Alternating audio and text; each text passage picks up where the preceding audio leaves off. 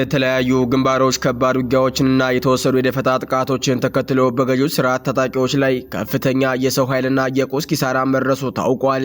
በጎጃም በርካታ ቀጠናዎች ውጊያዎች ተደርገዋል። በርካታ ወታደራዊ ኃይል መውጫ ተዘግቶበት ቀርቷል። መረጃውን በዝርዝር ይዘነዋል።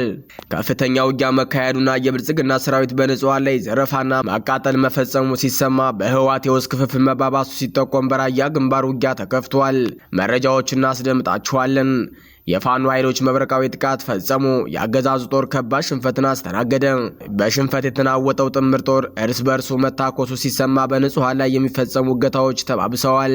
በሌላ በኩል በጦርነት አለንጋ የቆሰለው የአማራ ገበሬ የሐምሌ የዝናብ ሰማይ ተዘግቶበት ለፈጣሪው ወየው እያለ ነው። ድርቁ አሳሳቢ ሆኗል። ሰላምና ጤና ይስጥልን የተከበራችሁ አድማጭ ተመልካቾች፣ አክብሮታዊ ምስጋናችን በያላችሁበት ይድረሳችሁ እያልን ሐምሌ 9 2018 ዓ.ም የረፋድ ዜና ሰዓታችንን ጠብቀን ተገናኝተናል።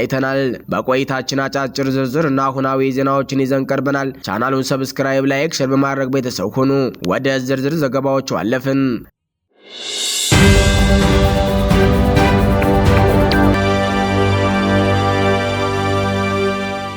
በተለያዩ ግንባሮች ከባድ ውጊያዎችንና የተወሰዱ የደፈጣ ጥቃቶችን ተከትሎ በገዢው ስርዓት ታጣቂዎች ላይ ከፍተኛ የሰው ኃይልና የቁስ ኪሳራ መድረሱ ታውቋል።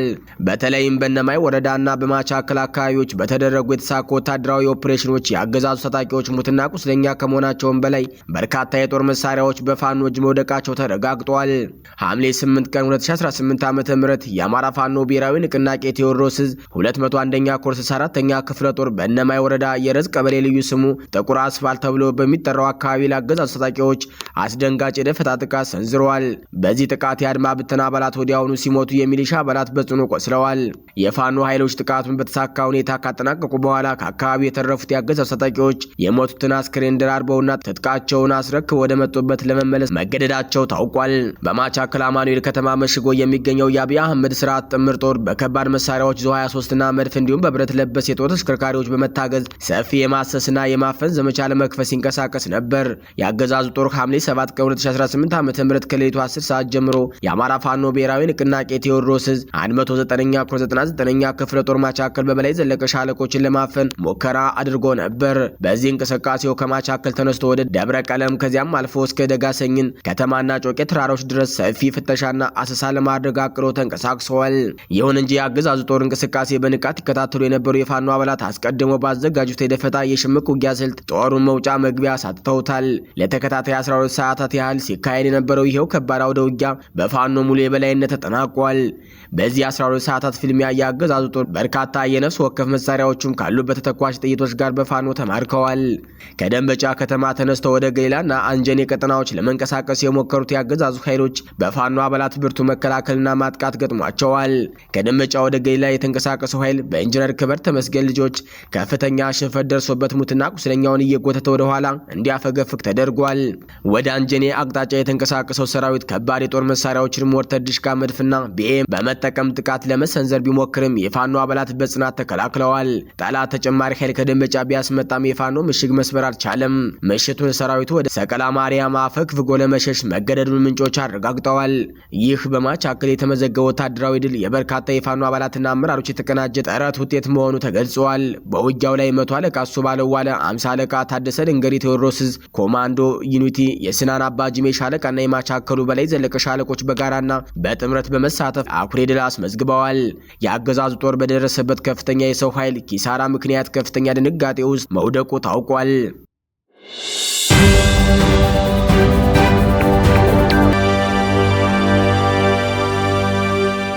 ከፍተኛ ውጊያ መካሄዱና የብልጽግና ሰራዊት በንጹሃን ላይ ዘረፋና ማቃጠል መፈጸሙ ተሰማ። ፋኖ ባደረገው ከባድ ውጊያ ከፍተኛ ድል መቀዳጀቱንና በርካታ የጦር መሳሪያዎችን መማረኩን የዕዙ የኮሙኒኬሽን ምንጮች አስታወቁ። በሌላ በኩል የደረሰበትን የጦር ሜዳ ሽንፈት መቋቋም ያቃተው የመንግስት ሰራዊት በገበሬዎችና በንጹሃን ዜጎች ንብረት ላይ የአጸፋ እርምጃ በመውሰድ ቤቶችን ማቃጠሉንና ከብቶችን መዝረፉ ታውቋል። ሐምሌ 8 ቀን 2018 ዓ.ም መነሻውን ከአማኑኤል ከተማ በማድረግ ዙ 23 ሞርተር፣ መድፍና ቢኤም የጦር መሳሪያዎችን በመጠቀም ወደ ደጋ ሰኝን የተንቀሳቀሰው የአገዛዙ ሰራዊት በፋኖ አባላት ብርቱ የመልሶ ማጥቃት እርምጃ ደርሶበታል። በአማራ ፋኖ ብሔራዊ ንቅናቄ ቴዎድሮስ ዕዝ 109ኛ ኮር 99ኛ ክፍለ ጦር ስር የሚንቀሳቀሰው በላይ ዘለቀ ሻለቃና የቴዎድሮስ ዕዝ ኮማንዶ ዩኒት በጋራ በመሆን በጠላት ኃይል ላይ ከባድ ምት አሳርፈዋል። በዚህ ውጊያ በርካታ የአገዛዙ ሰራዊት አባላት የተደመሰሱ ሲሆን ከ7 በላይ ጥቁር ክላሽንኮቭ ጠመንጃዎችንና በርካታ ተተኳሾች ጥይቶች በፋኖች ገብተዋል። በተመሳሳይ ሰዓት የቴዎድሮስ ዕዝ 206ኛ ኮር 24ኛ ክፍለ ጦር ተረቦች ተብሎ የሚጠራው የስናን አባጅሜ ሻለቃ በቆረጣ በወሰደው እርምጃ ጠላትን አይቀጡ ቅጣት ቀጦታል። የደረሰበትን ከባድ ምት መቋቋም ያቃተው ብልጽግና ሰራዊት ወደ መነሻው አማኑኤል ከተማ ለመሸሽ ተገዷል። ከደንበጫ ከተማ ተነስቶ ወደ ገይላና አንጀሌ ቀጠናዎች ለመንቀሳቀስ የሞከሩት ያገዛዙ ኃይሎች በፋኖ አባላት ብርቱ መከላከልና ማጥቃት ገጥሟቸዋል። ከደንበጫ ወደ ገይላ የተንቀሳቀሰው ኃይል በኢንጂነር ክበር ተመስገን ልጆች ከፍተኛ ሽንፈት ደርሶበት ሞትና ቁስለኛውን እየጎተተ ወደ ኋላ እንዲያፈገፍግ ተደርጓል። ወደ አንጀሌ አቅጣጫ የተንቀሳቀሰው ሰራዊት ከባድ የጦር መሳሪያዎችን ሞርተር፣ ዲሽቃ፣ መድፍና ቤም በመጠቀም ጥቃት ለመሰንዘር ቢሞክርም የፋኖ አባላት በጽናት ተከላክለዋል። ጠላት ተጨማሪ ኃይል ከደንበጫ ቢያስመጣም የፋኖን ምሽግ መስበር አልቻለም። ምሽቱን ሰራዊት ወደ ሰቀላ ማርያም አፈግፍጎ ለመሸሽ መገደዱን ምንጮች አረጋግጠዋል። ይህ በእንዲህ እንዳለ በጦር ግንባር በተደጋጋሚ ኪሳራ የገጠመው የአገዛዙ ሰራዊት ቂሙን በንጹሃን ዜጎች ላይ መወጣቱን ቀጥሏል። በአማራ ፋኖ ብሔራዊ ንቅናቄ ጎንደር ጠቅላይ ግዛት የዳግማዊ ቴዎድሮስ 5ኛ ኮር አካል በሆነው በጎንደሬው በጋሻው ክፍለ ጦር ቀጠና ውስጥ አሰቃቂ የሰብአዊና የኢኮኖሚ ውድመት አድርሰዋል። ወገራ ወረዳ ሚጦ ዋካሽ ቀበሌ ልዩ ስሙ ድንጓጓ በተባለ ስፍራ ሐምሌ 8 ቀን 2018 ዓ.ም ከገደብዬ ከዳባትና ካምባ ጊዮርጊስ ከተሞች የተወጣጡ የመከላከያ የአድማ ብተናና የሚሊሻ አባላት የፋኖ አባል በሆነው በስጦታው ሙሉ ቤተሰቦች ላይ ያነጣጠረ ጥቃት ፈጽመዋል። የቤተሰቡ 4 የመኖሪያ ቤቶች ከነሙሉ ንብረታቸው በሳት ሙሉ በሙሉ እንዲጋዩ ተደርጓል። በተጨማሪም 25 የቀንድ ከብቶች፣ 2 የጋማ እንስሳት ቤት፣ በእርባታ ላይ ያሉ ዶሮዎች በአገዛዙ ሰራዊት እንዲወድሙና ተዘርፈው እንዲወሰዱ ተደርጓል። ይህ የአገዛዙ ሰራዊት የፈጸመው ዘረፋና ማቃጠል በአካባቢው ማህበረሰብ ዘንድ ቁጣን ቀስቅሷል። የአካባቢው አርሶ አደሮች የተሰማቸውን ቁጭት ሲገልጹ የብልጽግና ሰራዊት ወንድ ከሆነ ቤት ማቃጠል ሳይሆን ፋኖ ያለበት ድረስ አይሄድም እንዴ? እንዲህ በቁሙ ነበር በቀይ ጥይት የሚነዱት ሲሉ ቁጭታቸውን ተናግረዋል። ሰራዊቱ ከፋኖ ጋር ፊት ለፊት መግጠም አቅቶት በንጹሃን ገበሬዎች ላይ ያነጣጠረ ጥቃት መፈጸሙን ኮንነዋል። በጦርነት አለንጋ የቆሰለው የአማራ ገበሬ የሐምሌ ሰማይ ተዘግቶበታል። በአማራ ክልል በተከታታይ በተቀሰቀሱና አሁንም በንቁ ውጊያ ውስጥ ባሉ ውጊያዎች ሳቢያ ህይወቱና መተዳደሪያው መስቅልቅሉ የወጣው የአማራ ገበሬ አሁን ደግሞ አስከፊ ከሆነ የተፈጥሮ ፈተና ጋር ተጋፍጧል። በአገዛዙ ወታደራዊ ዘመቻ በጅምላ እስራትና በዕለት ተዕለት የደህንነት ስጋት መሬቱን ማረስና ሰብሉን መንከባከብ ያልቻለው ይኸው የህብረተሰብ ክፍል የክረምቱ እምብርት በሆነው በሐምሌ ወር ሰማዩ ዝናቡን በመከልከሉ ሳቢያ የህልውና አደጋ ተደቅኖበታል። ይህ በጦርነት እና በተፈጥሮ መዛባት መሃል የተፈጠረ ድርብ ሰቆቃ በአማራ ክልል የተለያዩ አካባቢዎች ላይ የሚገኘውን አምራች ኃይል ለከፋ የረሃብ እና የችግር አደጋ እያጋለጠው ይገኛል። ባለፉት ወራት በአማራ ክልል በተካሄደውና አሁንም በየቀበሌው በሚሰማው የጦርነት ድምፅ ሳቢያ ገበሬው ዋስትና አጥቷል። በየዕለቱ የሚፈጸሙ የኃይል እርምጃዎች፣ የህዝብ መፈናቀል፣ የጅምላ ስርዓቶችና በገበሬው ላይ የሚደርሰው እንግልት የክልሉን የግብርና መዋቅር ሙሉ በሙሉ አሽመድምዶታል። ማዳበሪያና ምርጥ ዘር በወቅቱና በበቂ ሁኔታ ለገበሬው ተደራሽ አለመሆን፣ በውጊያ ቀጠናዎች ምክንያት ሰፊ የእርሻ መሬቶች ሳይታረሱና ሳይዘሩ መቅረታቸው፣ ወጣቱና አምራቹ ኃይል ከቤት ንብረቱ በመፈናቀሉ ወይም በስጋት በመሸሹ የእርሻ ስራው ባዶ ቀርቷል። ይህ በክልሉ ላይ የተደቀነው የጦርነት አለንጋ ሀገሪቱን በተለይም ደግሞ የአማራ ክልል ነገ የሚሆን ምንም አይነት አስተማማኝ ጥረት የምግብ ዋስትና ክምችት እንዳይኖረው አድርጎታል። ለወትሮው ሐምሌ የክረምቱን ብርት ጋራና ሸንተረሩ በአረንጓዴ ምንጣፍ የሚሸፈንበት ጭጋግና ዝናብ ሰማዩን የሚያጨልሙበት ጎርፍ የሚወርድበት ወቅት ነበር። ዘንድሮ ግን በተለይም በደቡብ ወሎ ዞንና አካባቢው ሰማዩ ጨክኖ ምድሪቱ ደርቃ ብራ ፀሐይ ሆናለች። ይህ ያልተለመደ የድርቅ ክስተት ቀደም ሲል በጦርነት ምክንያት በጥቂቱ የተዘሩትን ሰብሎች ጭምር የማድረቅና ይበልጥ የመቅጨት ከፍተኛ ስጋት ደቅኗል። በደቡብ ወሎ ዞን በምትገኘው ልጓማ ከተማ መላው የከተማዋና የዙሪያዋ ነዋሪዎች አባቶች፣ እናቶችና ህጻናት በነቂስ ወደ አደባባይ በመውጣት ወደ ፈጣሪያቸው አልቅሰዋል። የሰማዩ መስኮት ተከፍቶ ዝናብ እንዲዘንብላቸው ምድሪቱን እንድትለመልምና ከተጋረጠባቸው ረሃብ እንዲታደጓቸው እጃቸው ወደ ሰማይ ዘርግተው ሲማጸኑ ውለዋል። የአማራ ገበሬ ዛሬ የሚገኘው በሁለት ጥርሶች መሃል ነው። በአንድ በኩል የአገዛዙ ወታደራዊ ጫና የንጹሃን መገደልና የሰላም እጥረት መሬቱን እንዳያርስ ሲከለክለው፣ በሌላ በኩል ደግሞ የጣለው ጥቂት ዘር በዝናብ እጥረት ምክንያት ሊጠፋበት መሆኑ የአካባቢው ህዝብ በከፍተኛ የጭንቀት ማዕበል ውስጥ ከቶታል። ይህ ሁኔታ አስቸኳይ ትኩረት ካላገኘና በክልሉ ዘላቂ ሰላም ሰፍኖ ገበሬው በነጻነት አርሶ መብላትና ማምረት ካልቻለ የጦርነት መዘዝ ወደማይቀለበስ መጠነ ሰፊ የረሃብና የሰብአዊ ቀውስ ሊሸጋገር እንደሚችል የአካባቢው ታዛቢዎችና የግብርና ባለሙያዎች በስጋት እያስጠነቀቁ ይገኛሉ።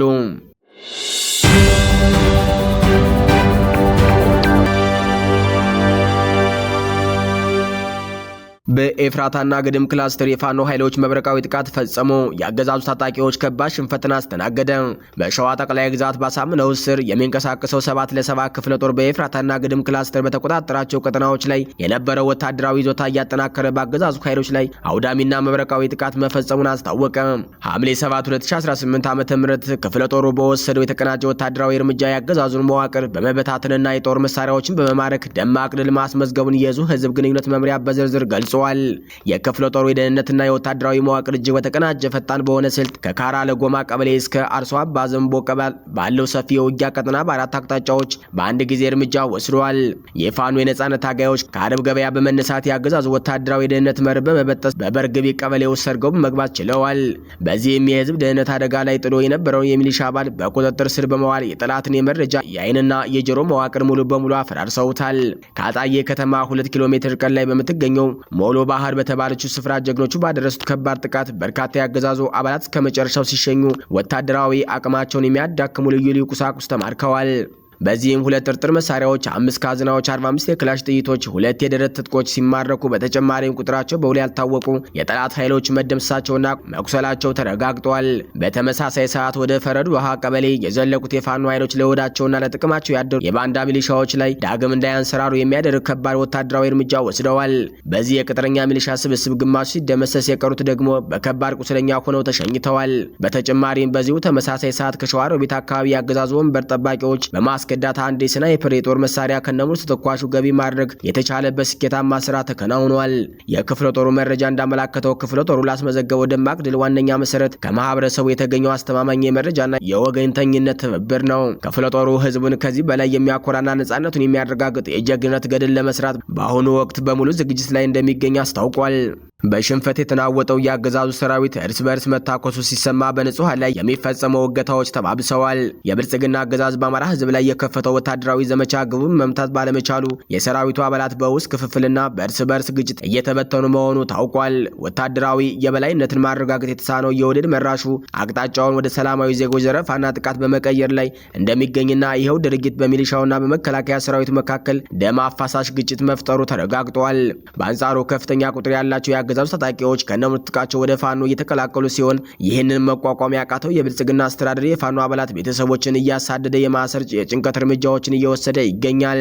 ከሰኔ 14 ቀን 2018 ዓ.ም ጀምሮ በነመካሽ አለማየሁና አባይ ግዛው የልመና ጥሪ ተሰባስቦ ወደ ሸዋ ጠቅላይ ግዛት አሳምነው ከሰም ሁለተኛ ኮር ቀጠና የገባው የአገዛዙ ሰራዊት በአካባቢው በሚገኙ 32 የገጠር ቀበሌዎች ላይ ወረራ አካሂዶ ነበር። ፋኖን የማጥፋት ዘመቻ በሚል የተጀመረው ይህ ጥቃት ግን በፋኖ ጠንካራ መከላከልና የመልሶ ማጥቃት እርምጃ ሙሉ በሙሉ መክሸፉ ታውቋል። ባለፉት 24 ቀናት ውስጥ ምንም አይነት ወታደራዊ ለውጥ ማምጣት ያቃተው ሰራዊት በደረሰበት ከፍተኛ ወታደራዊ ኪሳራ ሳቢያ ትኩረቱን ወደ ሰላማዊ ዜጎች ንብረት መዝረፍ፣ ትምህርት ቤቶችንና ጤና ኬላዎችን ወደ ማውደም አዙሯል ሲሉ የቀጠናው ምንጮች ገልጸዋል። ይህ የዘረፋና የጥቃት ተግባር በኮቱ ታዳጊ ከተማ ውስጥ እጅግ አስከፊ ደረጃ ላይ መድረሱ የተገለጸ ሲሆን ከሐምሌ 7 ቀን 2018 ዓ.ም ሰራዊቱ በሴቶችና በአዛውንቶች ላይ የፈጸመው አሰቃቂ አስገድዶ መድፈር ጥቃትም በውስጥ ታጣቂዎች ዘንድ ጭምርም ተቃውሞ ቀስቅሷል። ጥቃቱ አልፎ ተርፎ የአካባቢ ሚሊሻዎች ሚስቶች ላይ ሲያነጣጥር በጦሩና በሚሊሻው መካከል ከባድ ግጭት ቀስቅሷል። የአንድ ሚሊሻ ባለቤትን ለማስገደድ በጉልበት ለመውሰድ የሞከሩ የመከላከያ አባላትን ለመከላከል የሞከሩት የአካባቢ ሚሊሻዎች በጥይት ተደብድበዋል። በዚህ አቶ ኃይሉ የተባሉ የሚሊሻ አባል ባለቤታቸውና ሌላ አንድ የቅርብ ጓደኛቸው በመከላከያ ተረሽነዋል።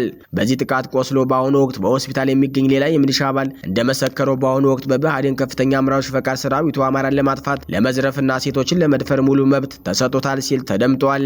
ይህንን ተከትሎ የሸዋ ጠቅላይ ግዛት ያሳምነው የህዝብ ግንኙነት መምሪያ ለአማራ ሚሊሻዎች አስቸኳይ ጥሪ ያስተላለፈ ሲሆን የአገዛዙን ስልታዊ ጥፋት ተገንዝቦ በአስቸኳይ ካረመኔው ኃይል በመለየት ወደ ፋኖ እንዲቀላቀሉ አሳስቧል። በተያያዘ የአገዛዙ ጦር የሞራል መውደቅና የመዋቅር መፈራረስ በሁለት ግንባሮች በግልጽ እየታየ ይገኛል። በጎንደር ጠቅላይ ግዛት በላይ ዘለቀ እዝ የሜጀር ጀነራል ባንታ ባት አንደኛ ኮር የጉና ክፍለ ጦር መድፈኞች መቅደላ አምባ ብርጌድ ከፍተኛ ቁጥር ያላቸው የአገዛዙ ወታደሮች በሰላማዊ መንገድ ተቀብለዋል። ከዚህ ከዚሁ ጋር ተያይዞ በደብረ ታቦር ከተማ የቴዎድሮስ ክፍለ ከተማ ወንጀል ምርመራ ክፍል የፖሊስ አባል የነበረው ዋና ሳጅን ንጉሱ ከነሙሉ ትጥቁ የፋኖ አባላትን ተቀላቅለዋል። እጅ የሰጡት የአገዛዙ የጸጥታ አባላት በፋኖ የተደረገላቸው መልካም አቀባበልና እንክብካቤ በማድረግ በተለይም የፖሊስ ተቋም በአሁኑ ወቅት ወደ ከፋ አደጋ ላይ መውደቁን በመረዳት ሌሎች የፖሊስና የመከላከያ አባላትን ወደ ፋኖ እንዲቀላቀሉ ጥሪ አቅርበዋል። በሌላ ዜና የጦር ግንባር ሽንፈቶችን በሰላማዊ ዜጎች ማሰር እና ማዋከብ ለመሸፈን የሚሞክረው የብልጽግና አስተዳደር በአርበኛ ቤተሰቦች ላይ አዲስ የአፈና ዘመቻ ከፍቷል። በምዕራብ ጎንደር ዞን ምዕራብ አርማጮ ወረዳ አብራጅራ ከተማ የውሃ ልማት ባለሙያ የሆነችው ወይዘሮ ቡርሳ ይስማው ከስራ ቦታዋ ወደ ቤቷ ስትመለስ በፖሊስና በጸረ ሽምቅ ኃይሎች ታፍና ተወስዳለች። ወይዘሮ ቡርሳ የአርበኛ በለጠ አዱኛው የቀድሞ ባለቤት የነበረች ሲሆን ሁለቱ ግለሰቦች ከ2013 ዓ.ም ጀምሮ በህጋዊ መንገድ የተፋቱና በአሁኑ ወቅት ምንም አይነት ግንኙነት የሌላቸው መሆኑ በስራ ባልደረቦቿና በአካባቢ ማህበረሰብ ምስክርነት ተረጋግጧል። ይህንን አስነዋሪ የአፈና ድርጊት አስመልክቶ የአማራ ፋኖ ብሔራዊ ንቅናቄ ጎንደር ጠቅላይ ግዛት በላይ ዘለቀ እዝ የፋይናንስ መምሪያ ኃላፊ አርበኛ በለጠ አዱኛ በሰጡት ምላሽ የብልጽግና ተላላኪዎች የፋኖ ቤተሰብ ናችሁ በሚል ሰላማዊ ሰዎችን በማሰር የሚያመጡት ለውጥ የለም። መንግስት ነኝ የሚለው አካል መጨረሻው ነጥብ ላይ ስለደረሰ አማራጭ አድርጎ የያዘው ማሰርን ማንገላታትንና መግደልን ብቻ ነው። ይህ ድርጊታቸው ካላማቸው ፈቀቅ እንደማያደርገን ሊያውቁት ይገባል። ይልቁንም ህዝባችን በድርጊቱ ተቆጥቶ በገፍ ፋኖን እየተቀላቀለ ይገኛል ብለዋል። በተመሳሳይ የ305ኛ ኮር ህዝብ ግንኙነት መምሪያ ኃላፊ አርበኛ ባንዲራው ግርማይ በበኩላቸው በአማራ ህዝብና በፋኖ ቤተሰቦች ላይ የሚፈጸመውን የሞራል ውድቀት ለማምጣት የሚደረገው ጥረት አገዛዙ በአስቸኳይ እንዲያቆም አስጠንቅቀዋል። ፋኖ ተስፋ ከቆረጠው የብልጽግና ቡድን በተቃራኒ ንጹሃን ዜጎችን ያለ ጥፋታቸው የማሰርና የማንገላታት ድርጊት ውስጥ እንደማይገባ ገልጸው ነገር ግን በአካባቢው ሆነው መረጃ ለሚያቀብሉና በአርበኛ ቤተሰቦች ላይ አፈና ለሚያስፈጽሙ ባንዳዎችና ካድሬዎች ተገቢው እርምጃ እንደሚወሰድባቸው አሳስበዋል።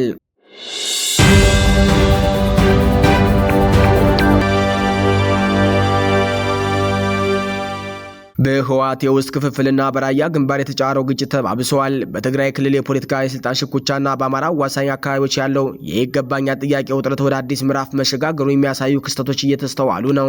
በአንድ በኩል በደብረ ጽዮን ገብረ ሚካኤል በሚመራው የህወሓት ቡድን መካከል ያለው ሽኩቻ የዲፕሎማሲ ግንኙነቶችን እስከ ማደናቀፍ የደረሰ ሲሆን፣ በሌላ በኩል ደግሞ በራያ አካባቢ የተቀሰቀሰው ወታደራዊ ግጭት ቀጠናውን ዳግም ወደ እልቂት ሊመልሰው እንደሚችል ስጋት ፈጥሯል።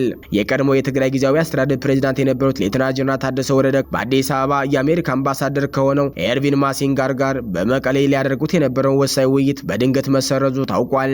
ጉዳዩን በቅርበት የሚያውቁት ምንጮች እንደገለጹት አምባሳደር ማሲንጋ መቀሌ በገቡበት ወቅት ከሌተናል ጀነራል ታደሰ ወረደ ጋር ለመገናኘት ቀጠሮ ይዘው ነበር። ሆኖም በደብረ ጽዮን ገብረ ሚካኤል የሚመራው የጸጥታ ኃይል ለጀነራሉ የተመደቡ ጠባቂዎች እንቅስቃሴያቸውን እንዲገድቡ መመሪያ በመስጠቱ ስብሰባው ሳይሳካ ቀርቷል። በአካል ሊደረግ የነበረው ውይይት በደብረ ጽዮን ቀጥተኛ ትዕዛዝ ቢሰረዝም አምባሳደሩና ሌተናል ጀነራሉ በስልክ ተገናኝተው መወያየታቸው ታውቋል።